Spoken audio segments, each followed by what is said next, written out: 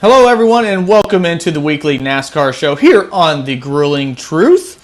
The Grueling Truth is powered by betting.net. Betting.net is your best bet to find a casino or sportsbook that's right for you, especially if it's online, because that's where you go, betting.net online. Well, I'm with my two friends and co-host here with Joe Spilman and Steve Risley. Gentlemen, how are you doing? Steve, how are you? You go first, Steve. I'm hunky-dory. I'm a little large in L.A., baby. Haven't been shot today. That's a good thing. That is a good thing. Steve, that's always good when you don't get shot. That'll really ruin your day. You wake up one day, you're like, fuck, I got shot. It puts a damper on things. It puts a damper on things when you get shot. I got shot today. Yeah. Well, Ryan, I'm doing great. I haven't been shot today either. Which makes it a great day. Excited to talk some NASCAR. Let's get at it. Yeah, I'm glad none of you guys have been assaulted. That's not how I thought our interest would go, but you know what? It is what it is.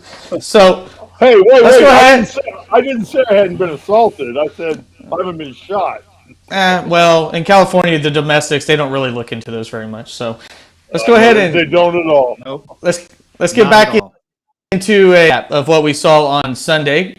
I had kind of a closer perspective. You guys had the entire perspective of the Verizon 200, where Tyler Reddick ended up winning that race in overtime. We talked about that on Sunday, but now that we're a few days past, is there anything you guys want to add with it, or add on to what we already talked about on Sunday evening? Steve, I'll start with you. Well, I think we should discuss the Kyle Larson brakes didn't fail issue. That will be later.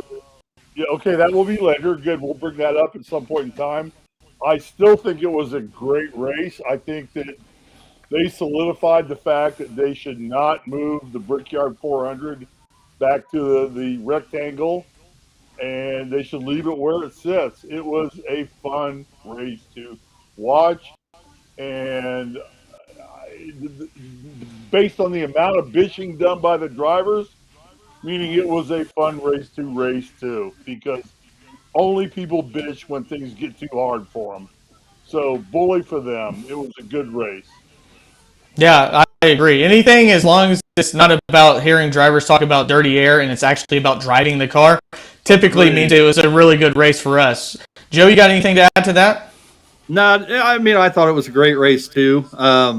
It really, as far as road courses and what we've seen this year, like we discussed in the post-race show, it really set the bar on what a road course race should be. And, we kind of talked about should other road courses, should Course of the Americas, should Watkins Glen, should other road courses take a page out of the book that we saw this weekend. And I think that's an absolute yes.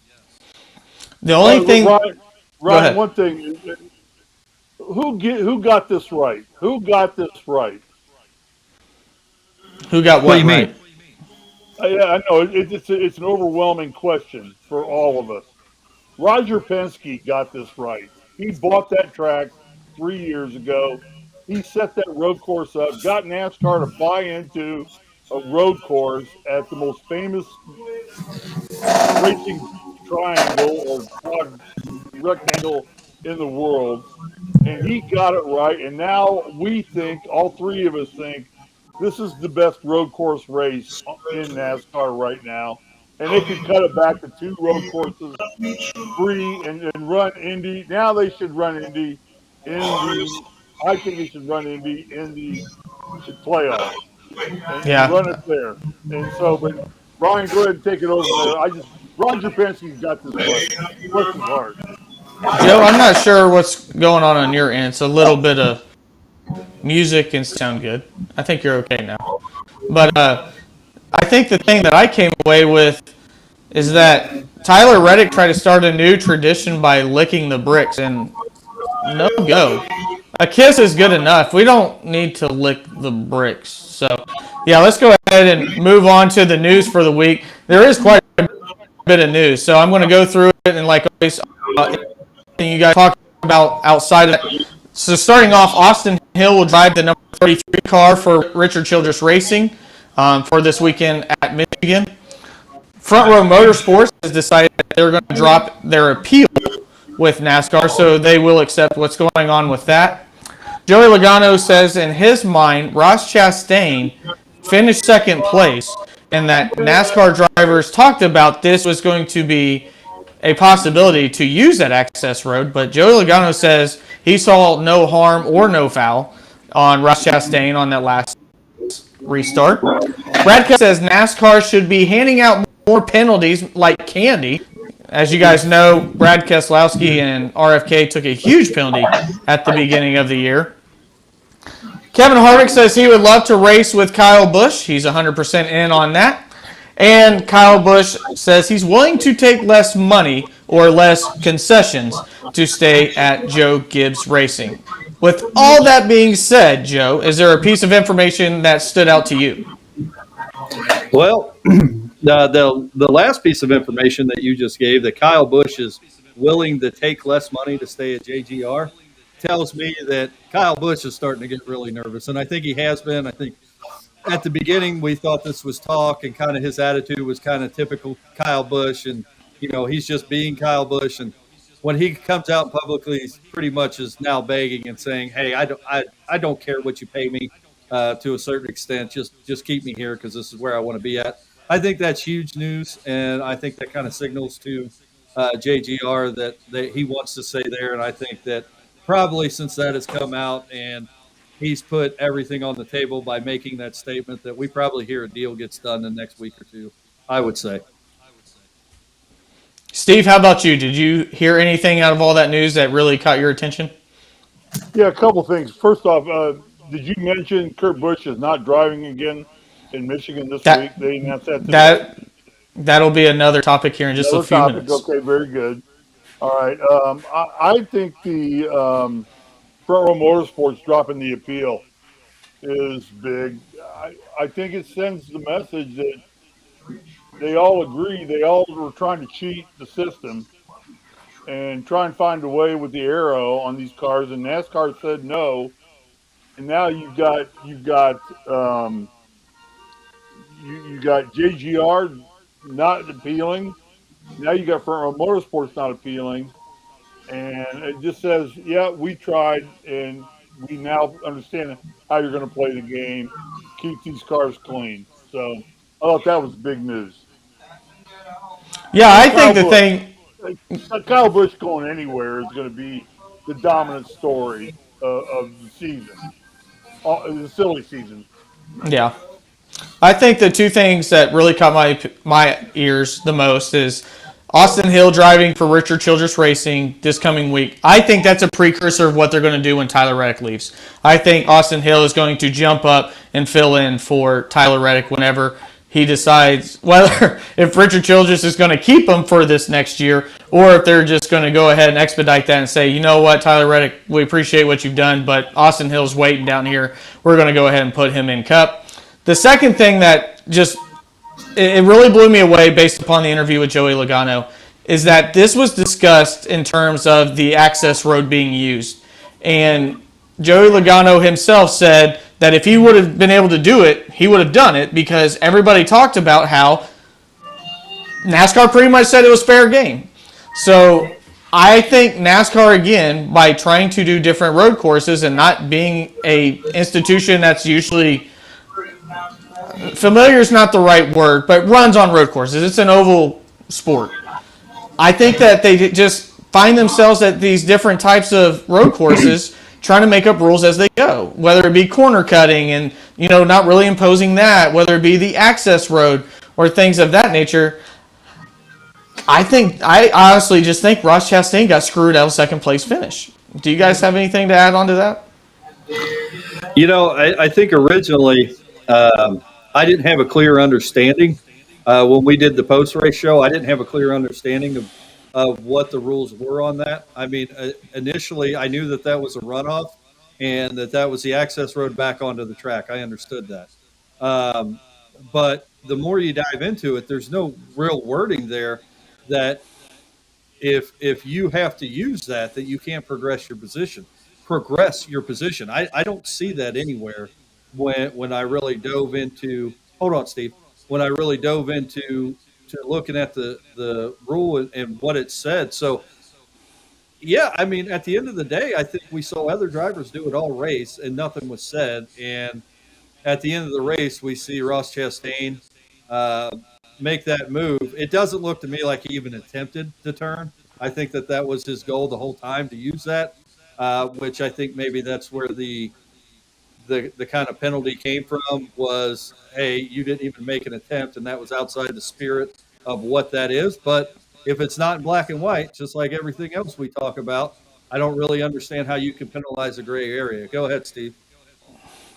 Okay, because I live in Los Angeles and we spend a lot of time on parking lots on the interstate, the 405, the 105, the 134, the 210, the 5. I can go on and name more. The 101. I listen to Sirius Radio a lot, and I listen only to NASCAR. I spend $300 a year just so I can listen to NASCAR radio. And my understanding was, and Ryan, if you know more about this from Joe, that the deal was that if you use the runoff, you were supposed to go to a stop and go place in turn 12. And you were supposed to do a stop and go there, and that would clear you for using the runoff. Can either one of you address that or elaborate on that to any fashion? Because that might solve this whole problem as to why he was penalized. But Dave Moody was just saying there was a point at turn 12, and I'm not even sure where turn 12 is on this track. I didn't look it up.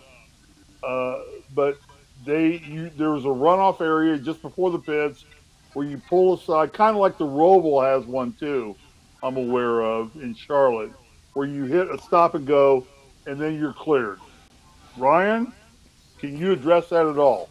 Well, the only thing I would say is that during the Xfinity race and as far as I know through the Cup race, again, I only had one side of the track, that nobody used it. I mean, every person that went through the access road, when they came back around, they looked like they were the same exact spot that they were before. It's not like Denny Hamlin was way in the back after that. So maybe they said that that's how they intended it, but that's not how they enforced it until the very final lap. So I gather more from what Joey Logano said he heard, and that pretty much all things were asked during the competition, hearings before they make their way to the introductions, saying the drivers colluding and saying, as far as we know, this is going to be fair game.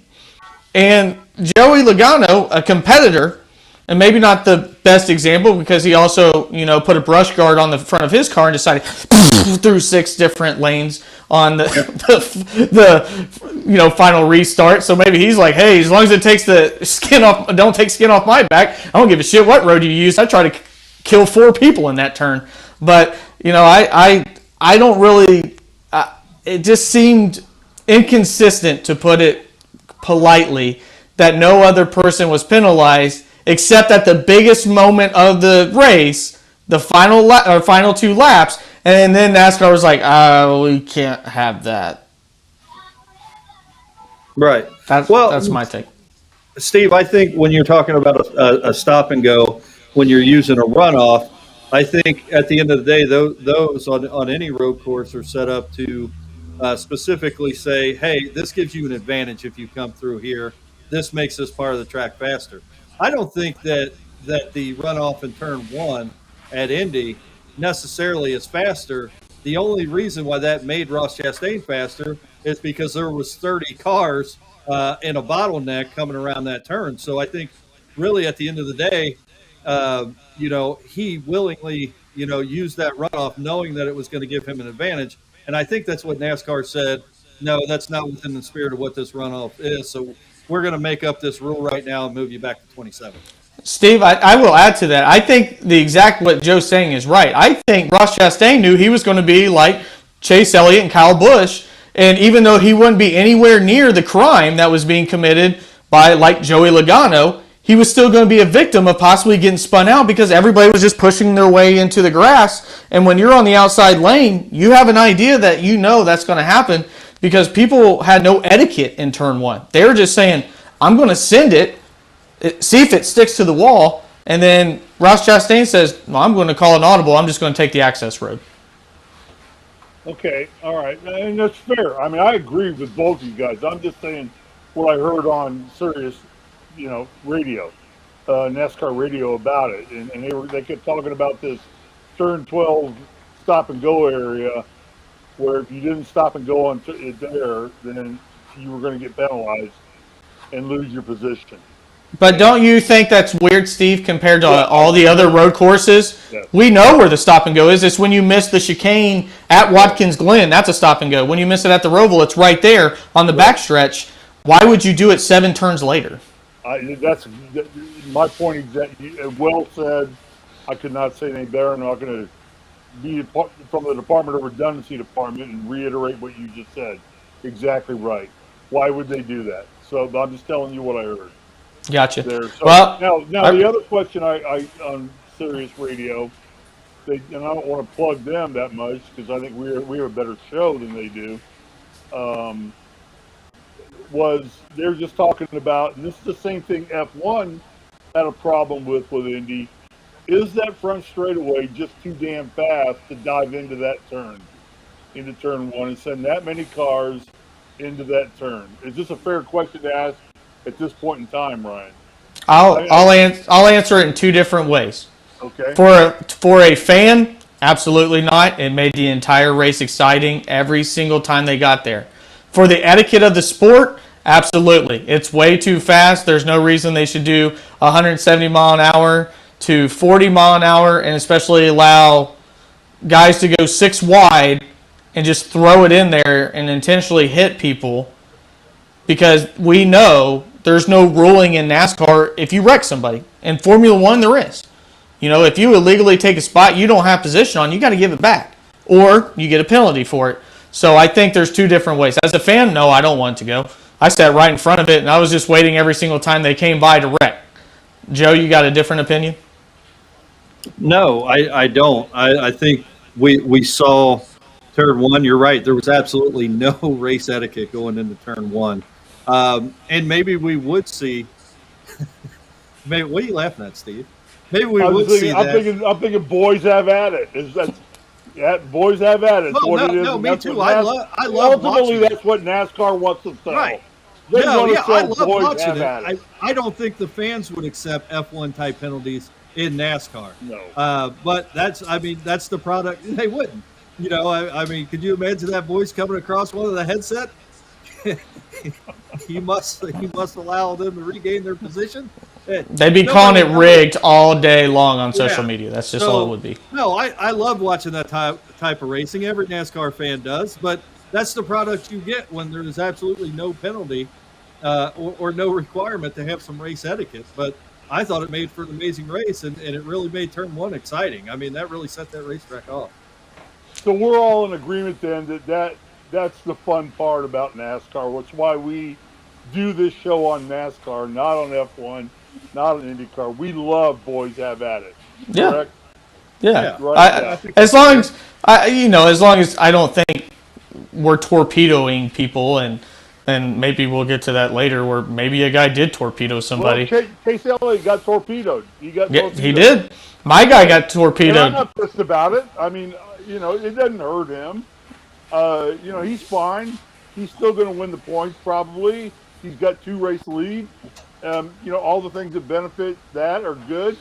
But it was fun because it pissed me off royally. Yeah. It got my blood boiling on the last 3 laps of the race because some Blaney, and it wasn't even Blaney's fault. It was somebody else that took Blaney out. Then Elliott gets caught up in it. But that's what we love about NASCAR.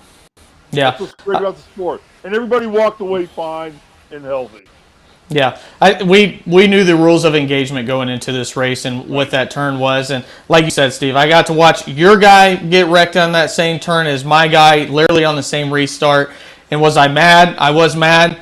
But at the end of the day, I would have been a lot more pissed off if I saw him get, rear end hooked on the final lap versus a freaking mad dash for turn one. So let's go ahead and get into one of our big topics, and that is, again, what you alluded to earlier, Steve. So I'll let you lead it off. Ty Gibbs will step in for Kurt Busch again this week. So Kurt Busch now will miss his third consecutive race.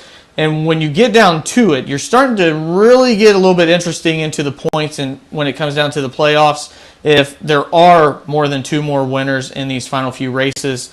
But the question I have for you guys as we go into Michigan, one of the fastest tracks, does NASCAR need to look at this car? Because there's been a few quotes in terms of drivers saying these are the hardest hits they've ever had.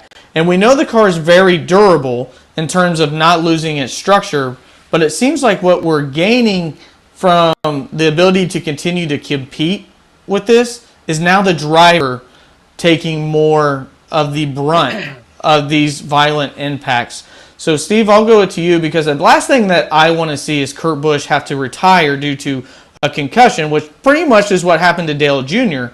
at the end of his career. Do you think this was just a freak accident, or do you think NASCAR should look into this more during the offseason? I think that NASCAR needs to look into it more during the off season. I do. I mean, it's a new car. It's a very rigid car.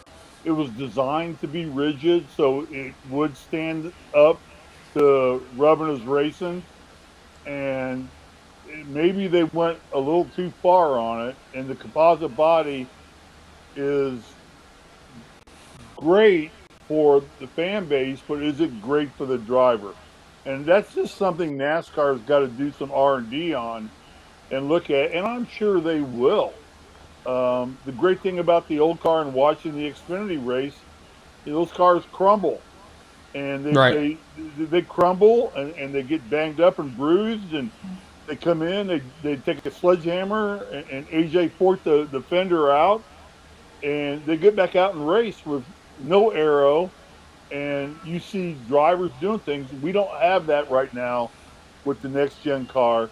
But I think you have to be a little patient. I think that we're fortunate that Kurt Busch is the only person this has really affected to this point. And I'm very grateful that his doctors and 2311 Racing is looking at it, and NASCAR is looking at it and saying, we basically exempted you.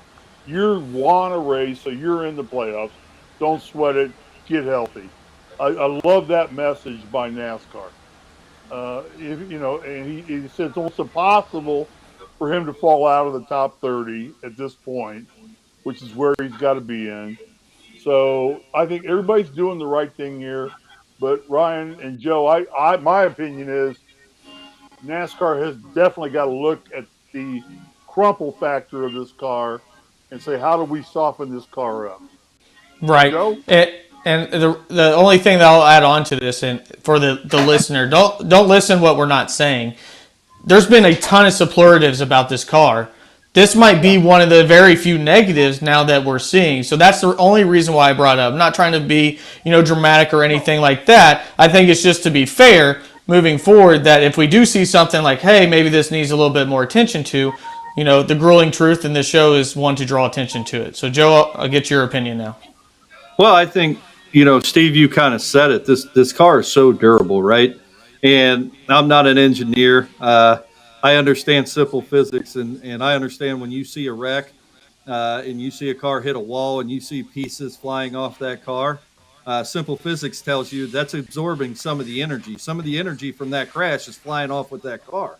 And we haven't seen that in any wreck this year. No. I mean, even the tumble that we saw in the All-Star race. That was the All-Star race, right? Yeah. With Buescher. Where he flipped over a couple times. I mean, we saw no pieces other than the wheels come off that car, and they were tethered.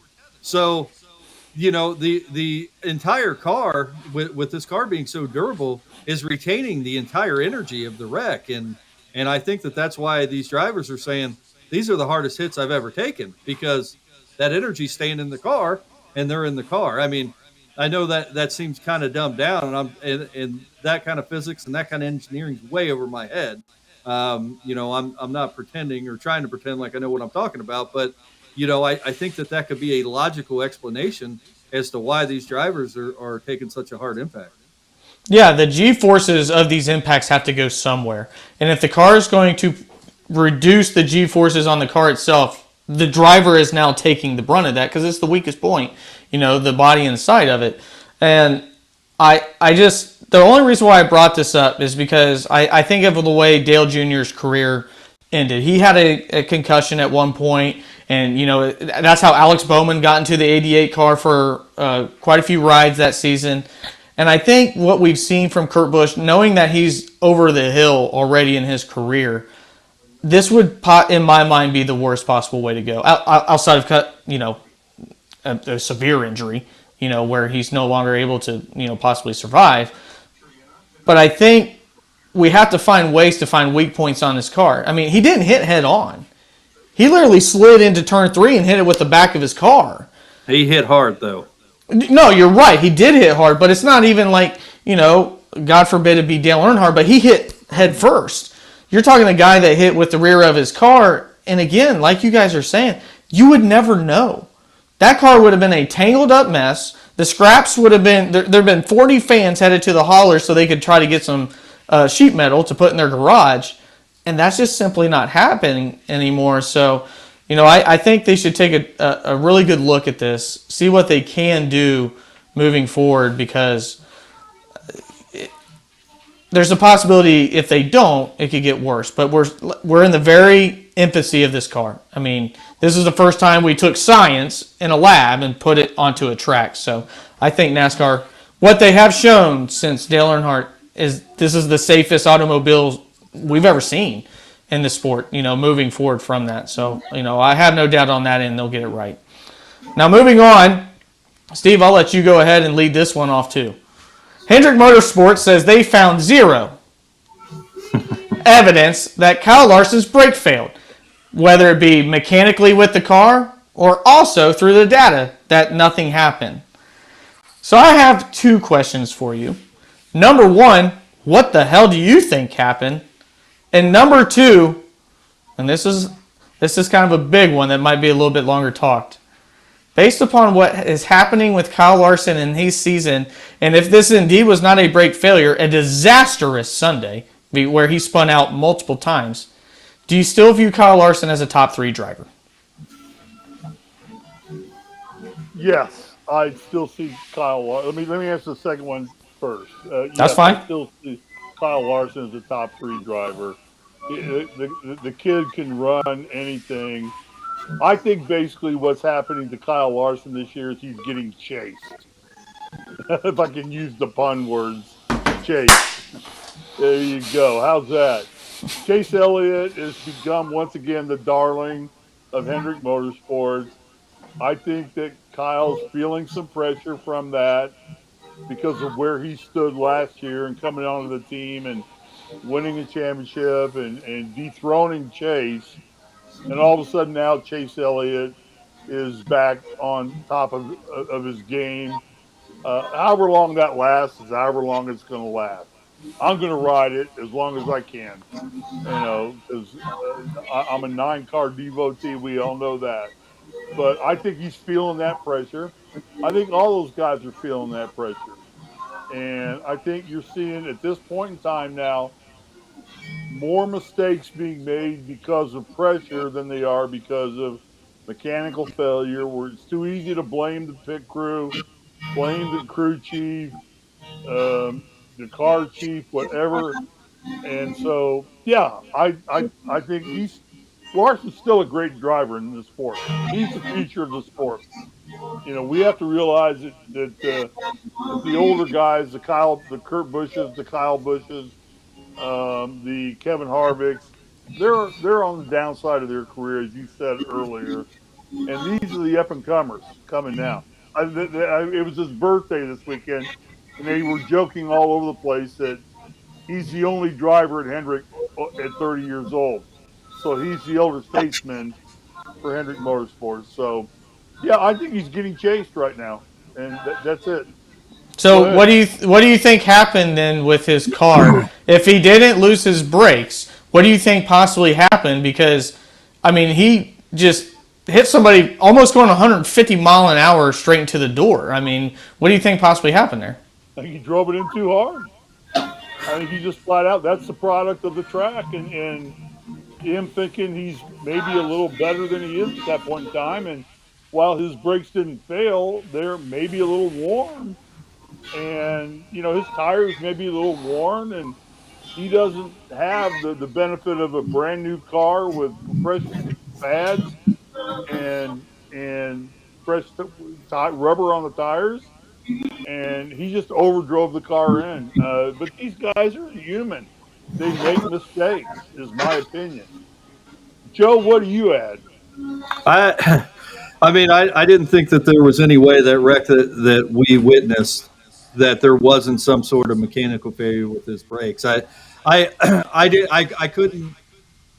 If you would have told me that on Sunday, I would have told you to get the hell out of here. But the science is science, and when that comes out and says there's no mechanical issues found with the vehicle, there's no mechanical issues found with the brakes, the only thing you can look at is Kyle Larson himself. Now, I don't know why he thought he could drive into that turn at 150 miles an hour. Maybe he was simply just trying to use Tyler Dillon's car as a ping pong effect, bounce into it and pass him. I have no idea. I don't have an answer for it. Ryan, your second question, is he a top 3 driver? I think as a Kyle Larson fan, I think you're starting to go, what the hell's going on with this guy this year?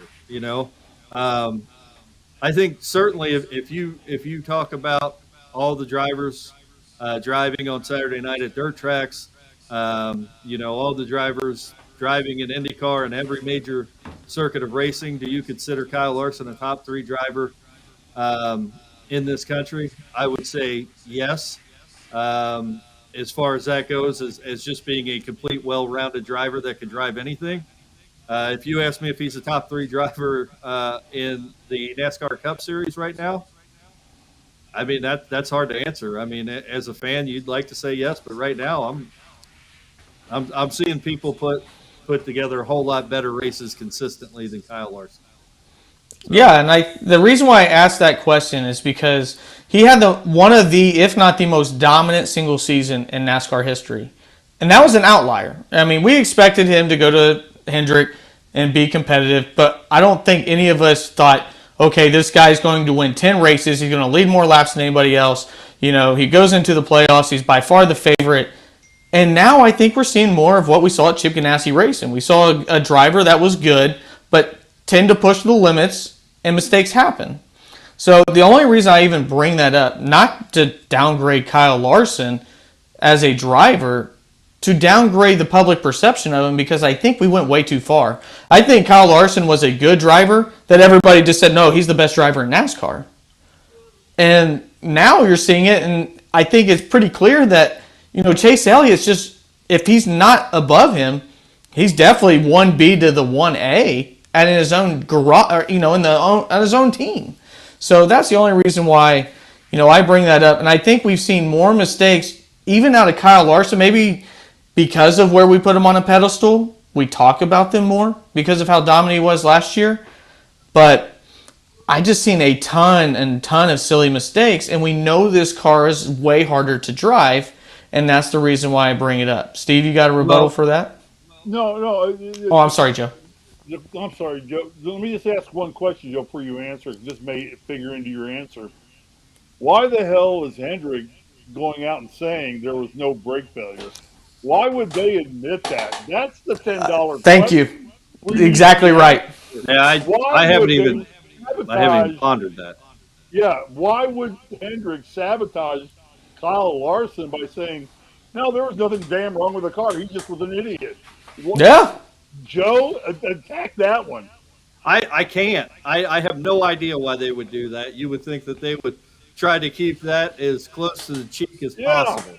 But I also want to hit on, one thing that we have to look at this season that we've seen consistently at least ovals with Kyle Larson is with this car this year. Kyle Larson cannot drive. He has to drive on the outside line.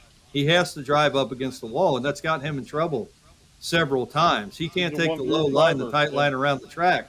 He just doesn't feel comfortable with it. And I think with this car, consistently week in and week out, that's probably been the best line at most tracks. And I don't know if that is an issue mentally with him or if that's an issue with his ability to drive a car. And I can't believe that I'm sitting here saying Kyle Larson has a problem driving a car, handling a car. But maybe this next gen car is just, he's taking some more time to figure it out than some of the other guys in the sport right now. Well, and I think that's a fair point too, Joe, is that this guy drives everywhere at any time. And while other people possibly could be in the simulator more, trying to figure out the ins and outs of this car, he's out in BFE winning another dirt race somewhere. So I think I-55, the Chili Bowl, down at 5 Flat, it don't matter where it's at. If it's got 4 wheels, Kyle Larson's probably going to participate in it. So I think there's just 2 different ways, but Steve, that's what I was going to ask you, so I'm glad you brought it up. Why do you bring this up? Why was Hendrick? Nobody asked Hendrick, for just we think it was a mechanical failure. Did the one source people from the brakes are like, hey assholes, there ain't nothing wrong with our brakes. We got the bestest is the best in the business. Don't shit on us. Instead, they're like, nah, man, he just went in at 170 mile an hour and torpedoed Ty Dillon. Thank God he's okay. I have no idea what Hendrick's angle is on that. Do you have an idea? The old adage is better to keep your mouth shut and let people think you're an idiot than to open it and prove it. Right. I mean, that's exactly what they did. They opened it and just said, Kyle, he was an idiot. Because there was no problem with the car. I don't know if that came from Canals or it came from his crew chief or somebody didn't want to take the fault of him just being a dumbass for going into the turn too fast. But that goes back to what we talked about earlier. That's the beauty of this road course, is that it's going to bring out the stupidity in you. And it did to Kyle Larson. It bit him big time. I mean, that car was airborne with nothing to launch off of. He just got it airborne because it was going too damn fast.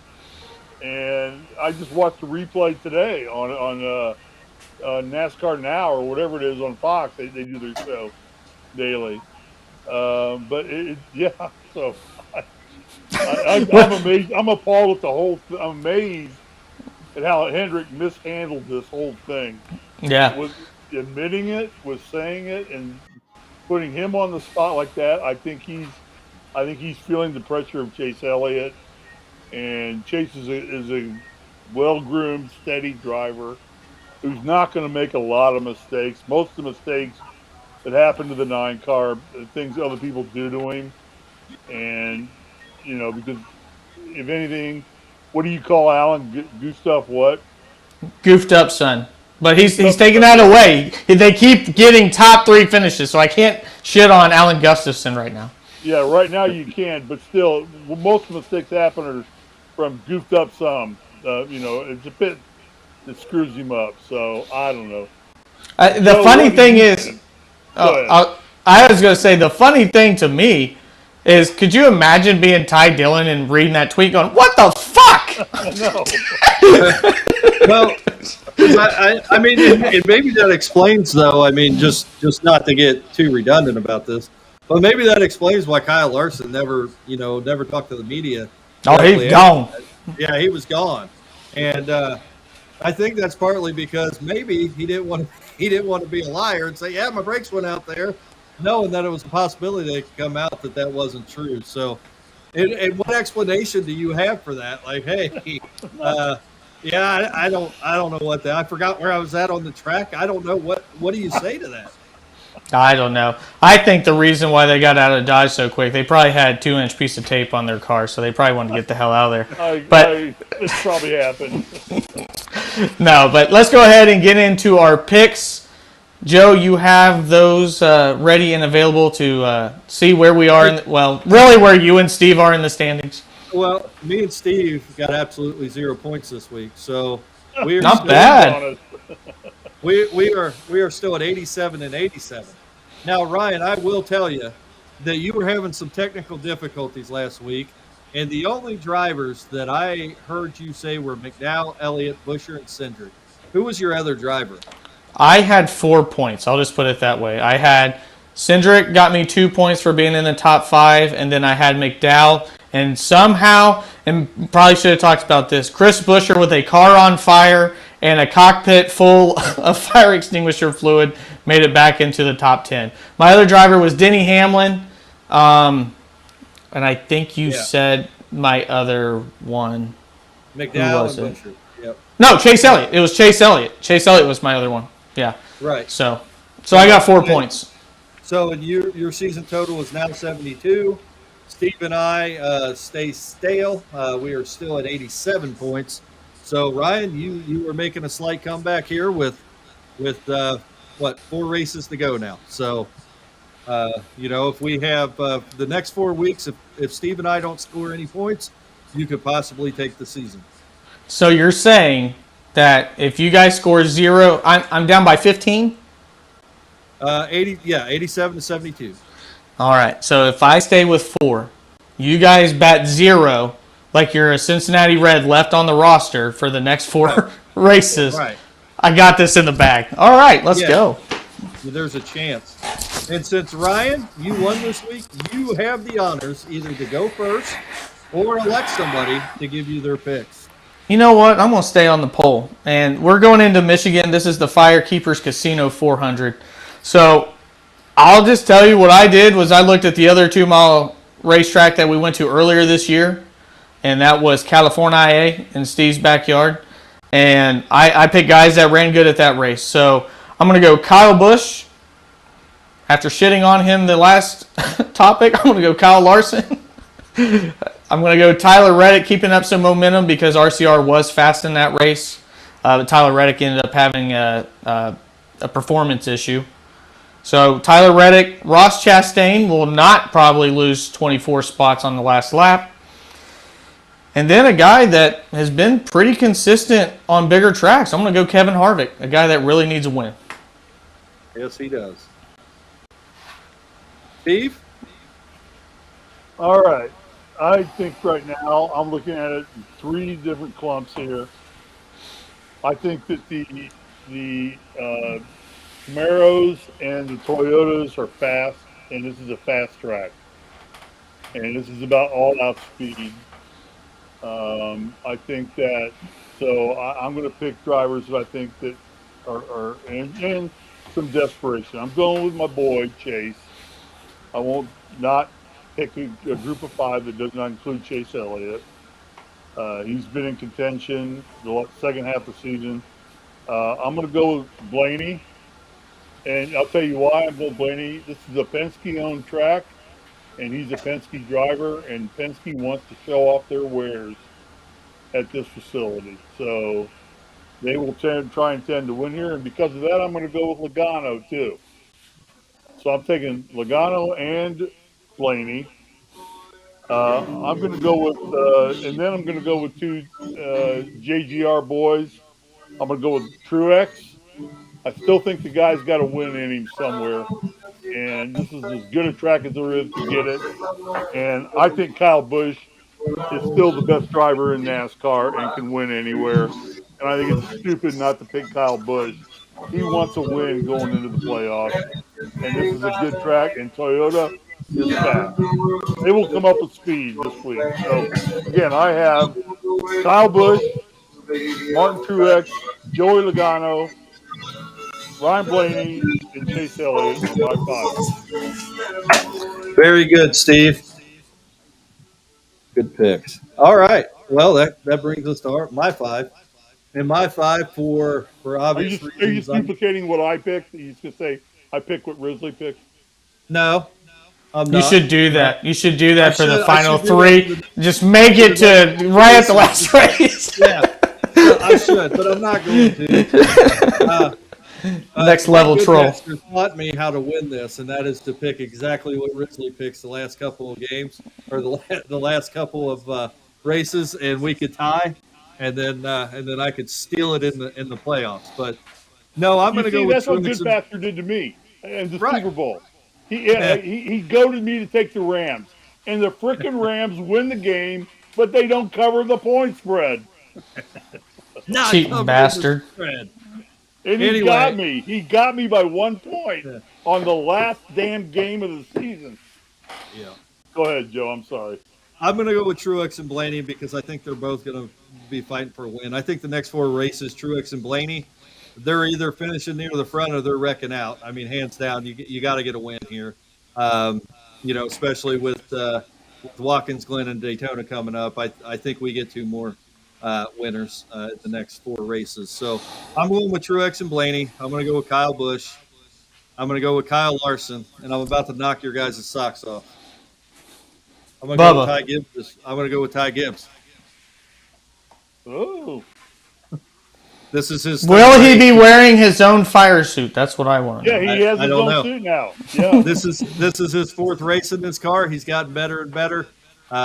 He impressed me his first start, and I think he's got a top 10 at least in him this week. So let's see what happens. We got a couple minutes here. Going into Michigan, this was a track that I thought was severely hurt by the 550 horsepower package.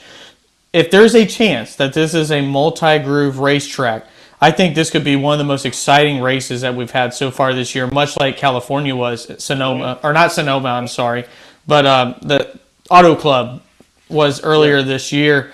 Do you guys agree with that? Do you think that being the speed is back, the braking, the off throttle time, do you think that Michigan will hopefully resurrect from the dead like we've seen other racetracks so far? I think so with this car. I think one thing that we've seen, especially on mile and a half, so they've done very well in mile and a half with moderate banking. So I think Michigan, is like 18 degrees in turn 1 and 2, and like 12 degrees in turn 3 and 4. I believe something like that. So that's pretty moderate banking, but it allows cars to get the run coming out of the turns and coming into the turns. So I think what we see is we see 1-2 car packs running down the racetrack, and I think unfortunately what we'll see again outside of that, I think we'll see a lot of fighting within the middle of the pack, but I also think the car that's out front, the Clean Air, has been dominant, whether it be a road course or an oval this year. So the only thing that we really haven't seen that on is super speedways, and I think definitely if you can be out front, you're going to have an advantage. But I think it'll be an exciting race either way. Steve, what do you think? I agree. Michigan's always. Either of you guys been to that track? I've actually gone to a race in Brooklyn. Haven't. It's in Brooklyn. It's like in the middle of a cornfield. It's a 2-lane road to get to, and it takes you forever to get there and get out. But it is a very cool track because you can sit up in the stands. They've built the stands such that you can see the entire track all the way around, and you can feel them coming on the straightaway, and they hit into turn 1, and it's like everything decompresses or compresses out toward you. It is a very cool venue, and it's a very fast venue too, and very fan-friendly venue. So I'm expecting a great race. I think it's a speed race. I think the Toyotas are going to be dangerous. I think the Chevys have got out-to-out speed, Hendrick especially, and the Mustangs and the Fords are just somewhere lurking back there. You never know, but I'm expecting this to be one of the funnest races we've had all year. Yeah. And if you want to make a bet on this race, you can go to betting.net, the best bet to find an online sportsbook or casino that is right for you. Well, gentlemen, do you have any closing thoughts before we head off and tune back in on Sunday after the race is over? I'm good. I'm looking for an exciting race. I think we've pretty much put everything out there, so we'll be back for the post-race show on Sunday, right? Yes, sir. And that usually is typically between 9 or 10 o'clock. That's where we normally get started, unless Mother Nature calls, and then God knows when we come on. But hey, Ryan, I had one question. I heard you guys have your own sports show going on now on the Grueling Truth. Yeah. You want to talk about that for a second? and tell people where they can find that. And Yeah, I know locally it's on a radio station down there in Beebe, Indiana, but it's also being broadcast on the Grilling Truth, as I believe, correct? Go ahead, Joe.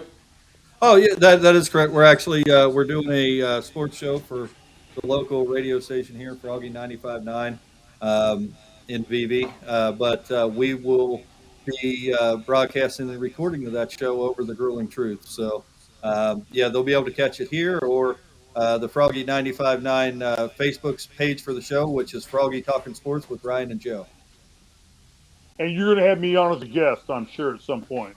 I think during basketball season, Steve, when IU gets hot and heavy, I think our local folks would be more than happy to hear from a national champion. My race will go twice what I get paid by the Grilling Truth right now. Well, the owner of the radio station almost has a coronary every time the candy stripe pants go onto the hardwood, Steve. So he would love to hear your input on what they're doing in Bloomington, Indiana. I have my original candy stripes. I stole them after we won in '81. I still have them. Sadly, they were a size awesome. 34, which I did not get into a size 34 anymore. Well, just me wearing jeans actually looks like someone trying to saran wrap mayonnaise, so that's how we're going to end the show today. So, well, I go cry in a closet. My name is Tyler Reddick, a.k.a. Brick Licker, and for Joe Spilman and Steve Risley, this has been the Grueling Truth NASCAR Show. We'll catch you on Sunday night. Good night.